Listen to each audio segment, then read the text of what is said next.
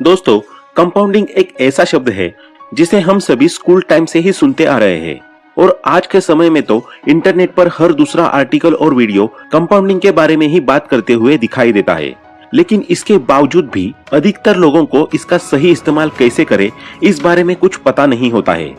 वे अक्सर जिंदगी भर पैसा कमाने के बाद भी करोड़पति नहीं बन पाते और न ही कभी फाइनेंशियली इंडिपेंडेंस की अपनी जर्नी पूरी कर पाते हैं, क्योंकि उनके द्वारा लिए गए ज्यादातर फाइनेंशियल डिसीजंस जाने अनजाने में कंपाउंडिंग की थियरी के अगेंस्ट हो जाते हैं। तो आज के इस वीडियो में हम इसी प्रॉब्लम को दूर करने के लिए कंपाउंडिंग के एक ऐसे फॉर्मूले के बारे में बताने वाले हैं जो आपको जल्द से जल्द करोड़पति बनाने में मददगार साबित होगा। ये एक ऐसा फॉर्मूला है जिसके लिए आपको बस 8 साल काम करना होगा और उसके बाद जिंदगी भर आराम ही आराम। कंपाउंडिंग के इस फॉर्मूले को बेहतर तरीके से समझने के लिए हम एक स्टोरी का सहारा लेंगे। तो चलिए शुरू करते हैं। ये कहानी है 3 दोस्तों की, ऋषभ, शरद और कार्तिक की। तीनों दोस्त एक ही कॉलेज में एक ही क्लास में साथ साथ पढ़ते हैं। तीनों का याराना इतना पक्का है कि उनकी दोस्ती की मिसालें पूरे कॉलेज में दी जाती है। कॉलेज के लास्ट ईयर तक तीनों दोस्त साथ ही रहे। फिर जब करियर की बात आई तो तीनों को अलग अलग डायरेक्शन में जाना पड़ा। ऋषभ ने अपनी फ्रीडम को प्रायोरिटी देते हुए फ्रीलांसिंग करना चुना। वही शरद ने अपने पैशन को फॉलो करते हुए एक एडवर्टाइजिंग एजेंसी में एज अ राइटर ज्वाइन कर लिया। अब बचा कार्तिक, तो उसने कॉलेज प्लेसमेंट के थ्रू ही अपने करियर को दिशा देना सही समझा, इसलिए उसने एक सॉफ्टवेयर कंपनी में प्लेसमेंट ले लिया। इस तरह तीनों दोस्तों ने अपनी जर्नी की शुरुआत करी। काम में बिजी हो जाने के कारण उनका 1 साल बिना मिले ही गुजर गया। इस 1 साल में ऋषभ और शरद फाइनेंस के गणित को समझने की कोशिश कर चुके थे और उन्होंने ये जान लिया था कि केवल मंथली सैलरी से काम नहीं चलने वाला। इसलिए उन्होंने अपनी मंथली सैलरी से कुछ सेविंग्स करना शुरू कर दी और उन्हें किसी अच्छी जगह इन्वेस्ट करना भी स्टार्ट कर दिया। वही दूसरी ओर कार्तिक एक बहुत ही हम्बल बैकग्राउंड से बिलोंग करता था और अभी तक उसका माइंडसेट भी वही टिपिकल मिडिल क्लास वाला बना हुआ था। इसी वजह से उसे लगता था कि इन्वेस्टमेंट वगैरह सब फालतू की चीजें हैं, खाओ पियो मौज करो और यही जीवन है, बाकी सब तो मोह माया है। अपनी इसी फिलोसॉफी को फॉलो करते हुए कार्तिक ने एक महंगे से पॉश इलाके में अपने लिए एक फ्लैट रेंट पर ले लिया और फिर वहां से ऑफिस तक जाने के लिए एक चमचमाती ब्रांडेड कार ईएमआई पर खरीद ली। हर महीने उसके पास 1 लाख रुपए सैलरी के आते थे, जिन्हें वो पार्टी करने में, नए नए एक्सपेंसिव मटेरियल खरीदने में यूं ही उड़ा देता था। इसके अलावा मंथ के एंड में जब उसका बैंक अकाउंट पूरी तरह खाली हो जाता था तो वो खर्चों को पूरे करने के लिए क्रेडिट कार्ड का इस्तेमाल भी बिना कुछ सोचे समझे करता था। अब 1 साल बीत गया। तीनों दोस्तों ने प्लान किया कि काफी दिनों से मुलाकात नहीं हुई है, तो क्यों ना किसी अच्छी सी जगह पर चलकर डिनर किया जाए। इसी बहाने पुरानी यादें भी ताजा हो जाएंगी। तीनों दोस्तों ने मिलकर एक रेस्टोरेंट डिसाइड कर लिया और सही समय पर वहां पहुंच गए। इतने दिनों बाद मिलने पर तीनों बहुत खुश हुए और उनकी बातचीत का सिलसिला भी शुरू हो गया। काफी देर इधर उधर की बातें करने के बाद उन्होंने सैलरी और फाइनेंस पर बात करनी शुरू की। कार्तिक ने पूछा, भाइयों कैसा क्या चल रहा है करियर, कुछ पैसा वैसा आ रहा है या नहीं? इस पर ऋषभ और शरद ने जवाब देते हुए कहा, हाँ भाई, आ जाता है महीने का 70-75 हजार और उसमें से कुछ परसेंट सेव करना और इन्वेस्ट करना भी शुरू कर दिया है। ये सुनकर कार्तिक को हंसी आ गई और कहा, 70 हजार में से भी सेविंग्स? यहाँ मैं 1 लाख रुपए महीने का कमाता हूँ और फिर भी मेरे पास कुछ नहीं बचता और तुम दोनों 70 हजार में से भी बचा रहे हो। कमाल है यार। मेरे हिसाब से तो तभी इतने कम पैसों में सेविंग्स और इन्वेस्टिंग पॉसिबल है जब सारे जरूरी खर्चे रोक दिए जाए। इस पर ऋषभ कहता है, नहीं भाई, ऐसा नहीं है। मैं अपने पैसे और लाइफ को मैनेज करने के लिए 80-20 रूल को फॉलो करता हूँ।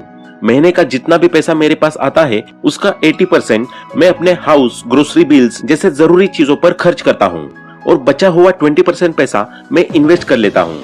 जैसे हर महीने फ्रीलांसिंग से मैं लगभग 70 हजार रुपए कमा लेता हूँ, तो उनमें से 80% यानी कि 56 हजार रुपए रोजमर्रा की चीजों पर खर्च कर लेता हूँ और बाकी का 20% यानी कि 14 हजार रुपए इंडेक्स फंड में इन्वेस्ट कर देता हूँ। ऋषभ की बात को आगे बढ़ाते हुए शरद कहता है कि भाई मेरा भी कुछ ऐसा ही है। फालतू के खर्चों को मैंने बिल्कुल जीरो कर दिया है। फ्लैट की जगह मैं एक छोटा सा रूम लेकर रहता हूँ। कार मैंने खरीदी नहीं, ज्यादातर मेट्रो से आना जाना प्रेफर करता हूँ।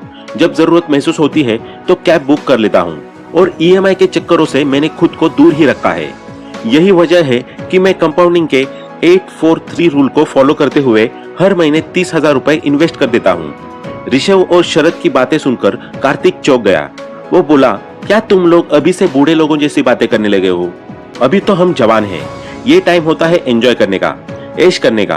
कहाँ तुम अभी से इन्वेस्टमेंट और सेविंग्स के चक्करों में फंस रहे हो। और भाई शरद, तू क्या ये फालतू कंपाउंडिंग जैसे झमेलों में इतना पैसा डाल रहा है? ये सब स्कूल बुक्स और कहानियों में ही अच्छा लगता है। असलियत में इनसे कोई अमीर नहीं होता। ये सब कैलकुलेशन में ही मैजिक दिखा पाती है। असलियत में तो ये लोगों का पैसा डूबता ही है बस। कार्तिक को बीच में ही टोकते हुए ऋषभ बोला, भाई ऐसा बिल्कुल भी नहीं है। शरद जो कर रहा है बिल्कुल ठीक कर रहा है। कंपाउंडिंग की पावर अभी तूने देखी नहीं है, इसलिए तू ऐसी बात कर रहा है। दुनिया के बड़े से बड़े इन्वेस्टर्स आज इसलिए अमीर है क्योंकि उन्होंने कंपाउंडिंग की प्रोसेस पर विश्वास रखा और अपने पैसे को अच्छी जगह पर इन्वेस्ट किया। कुछ सालों बाद तू खुद देखना कि शरद फाइनेंशियली फ्री होकर रिटायरमेंट के मजे ले रहा होगा और उसका पैसा उसके लिए काम कर रहा होगा। कार्तिक ऋषभ की बात पर फिर से हंसने लगा और बोला, रिटायरमेंट, वो भी अभी से? तुम दोनों का फ्यूज उड़ गया है लगता है। ये सब फिल्मी बातें हैं भाई। रिटायरमेंट होता है 60 की उम्र पर, न कि जवानी में। खैर, जो तुम्हें ठीक लग रहा है करते रहो। इस तरह तीनों दोस्तों की मुलाकात समाप्त हुई और तीनों फिर से अपने अपने काम में लग गए। तीनों अपनी लाइफ में इतने बिजी हो गए कि देखते ही देखते 7 साल निकल गए। यहाँ तक आते आते तीनों की एज 30 साल हो चुकी है। 7 साल बाद जब तीनों दोस्तों को एक दूसरे की याद आई तो उन्होंने फिर से मिलने का प्लान बनाया। तीनों फिर से रेस्टोरेंट में डिनर के लिए इकट्ठे हुए। एक बार फिर डाइनिंग टेबल पर इन्वेस्टमेंट की बात शुरू हो गई। कार्तिक ने टॉन मारते हुए पूछा, क्या हाल है तुम दोनों के कंपाउंडिंग का? तो इस पर ऋषभ ने जवाब देते हुए कहा, बढ़िया है भाई। मैंने इन 8 सालों में महीने के 14,000 के हिसाब से टोटल 13,44,000 रुपए इन्वेस्ट किए, जिस पर 12% एनुअल रिटर्न के हिसाब से मेरा रिटर्न हो गया 9,17,000 रुपए। यानी कि इन्वेस्टमेंट और रिटर्न को जोड़कर मेरा अब तक का टोटल अमाउंट 22,61,000 रुपए हो चुका है। वही अगर शरद की बात करें तो 30,000 रुपए पर मंथ के हिसाब से उसने अभी तक 28,80,000 रुपए इन्वेस्ट कर दिए हैं और 12% रिटर्न के हिसाब से उसका रिटर्न हुआ 19,65,000 रुपए। अगर इन्वेस्टमेंट और रिटर्न को जोड़ दिया जाए तो अभी तक का उसका टोटल अमाउंट 48,45,000 रुपए हो चुका है। ऋषभ की ये बात सुनकर कार्तिक का चेहरा फीका पड़ गया। वो हैरान था कि इन दोनों से ज्यादा पैसा कमाने के बावजूद भी मेरे पास आज कुछ नहीं है। और एक तरफ ये दोनों है जिसमें से एक के पास लगभग 23 लाख रुपए है तो दूसरे के पास 48 लाख रुपए। कार्तिक को लगने लगा कि वो गलत था और उसके सारे डिसीजंस भी ठीक नहीं थे। इसलिए उसने शर्मिंदा होते हुए शरद से पूछा, भाई वो बताना 843 रूल ऑफ कंपाउंडिंग क्या था? शरद ने मुस्कुराते हुए कहा, भाई कुछ साल और रुक जा, फिर तुझे खुद समझ आ जाएगा। अगले 4 साल बाद तीनों दोस्तों की एक बार फिर मुलाकात हुई। अब जब बात फाइनेंस और रिटर्न पर पहुंची तो तब तक कंपाउंडिंग के मैजिक से ऋषभ के पास टोटल अमाउंट 45 लाख हो चुका था। वहीं दूसरी ओर शरद की बात की जाए तो उसके पास टोटल अमाउंट 96 लाख रुपए हो चुके थे, यानी कि पहले से लगभग 2 गुना। इस अमाउंट को सुनकर तो कार्तिक के होश ही उड़ गए। उसे अपनी गलतियों पर और पूरी जिंदगी फिजूल खर्चे करने पर पछतावा हो रहा था। उसे कंपाउंडिंग की पावर का एहसास हो चुका था। इसके बाद उनकी एक और मुलाकात हुई अगले 3 सालों बाद। तब तक ऋषभ का टोटल अमाउंट बढ़कर 70 लाख हो चुका था और दूसरी ओर शरद 1 करोड़ का आंकड़ा पार करते हुए 1,51 लाख रुपए तक पहुंच चुका था, यानी कि स्टार्टिंग के 8 साल के टोटल अमाउंट का 3 गुना। कार्तिक को अब शरद की कही वो बात याद आ रही थी कि भाई कुछ साल और रुक जा, तुझे अपने आप समझ में आ जाएगा कि कंपाउंडिंग का 843 रूल क्या है। और वो दिन आ चुका था जब कार्तिक समझ गया कि 843 रूल क्या है और मैजिक ऑफ कंपाउंडिंग क्या है। वो समझ गया कि पहले 50 लाख कमाने में शरद को 8 साल लगे, वही दूसरे 50 लाख उसने पावर ऑफ कंपाउंडिंग से अगले 4 साल में ही कमा लिए और तीसरे 50 लाख कमाने में तो उसे मात्र 3 साल ही लगे। यही है कंपाउंडिंग का असली पावर। जितना ज्यादा टाइम उतना ही ज्यादा रिटर्न। इसी पावर के दम पर आज शरद के पास पूरे 1.5 करोड़ रुपए थे, वो भी मात्र 15 सालों के पीरियड में। अब वो चाहे तो 37 की उम्र में रिटायरमेंट लेकर खुशी खुशी अपनी पूरी लाइफ एंजॉय कर सकता है। उसे कोई भी काम करने की जरूरत नहीं है। अब तो उसका पैसा ही उसके लिए और पैसा कमा कर ला सकता है।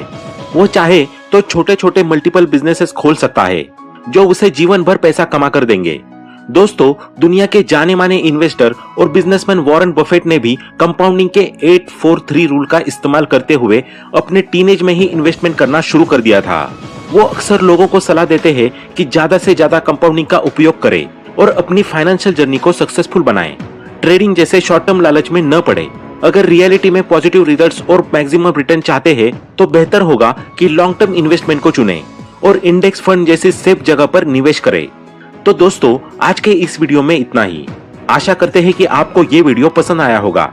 वीडियो पसंद आया हो तो लाइक करें, शेयर करें और आगे भी ऐसे वीडियोस देखने के लिए हमारे चैनल को सब्सक्राइब करना ना भूलें। Thanks for watching.